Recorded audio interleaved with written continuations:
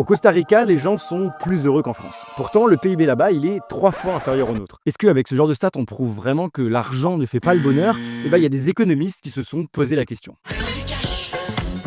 Alors, quand on classe les pays selon la richesse qu'ils produisent d'une part et le bien-être des habitants d'autre part, dans un premier temps, on voit que moins un pays est pauvre, plus les gens sont heureux, logique, mais à partir d'un certain stade, environ 15 000 $ de PIB par habitant, on voit qu'il n'y a plus de lien significatif entre les deux variables. Ce paradoxe, il porte le nom de celui qui l'a formulé en 1974, Easterlin, et moi je vous dis ça comme ça, mais quand il a présenté ses résultats à ses collègues, il y en a qui ont pété un câble. Mais dis-moi pas que c'est pas vrai! Parce que ce qu'il faut comprendre, c'est qu'un tel résultat, ça remet en cause une des premières hypothèses qu'on apprend dans un cours d'économie. Un individu qui consomme davantage augmente son utilité. En gros, être plus riche, ça rend plus heureux. Bah ouais, logique.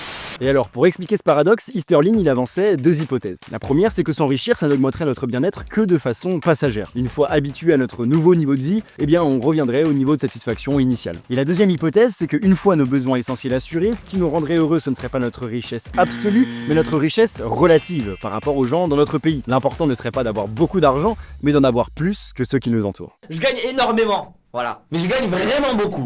Mais alors, attention, ce paradoxe d'Easterlin, il a évidemment été critiqué. Déjà parce que le PIB par habitant, ça n'indique pas exactement le niveau de vie des individus d'un pays. Et le deuxième point, Easterlin lui-même insistait dessus, c'est qu'il n'existe aucun moyen objectif de mesurer le bien-être. Là, on s'appuie sur des réponses à des questionnaires, mais est-ce que être heureux, ça veut dire la même chose pour un Français ou un Costaricain?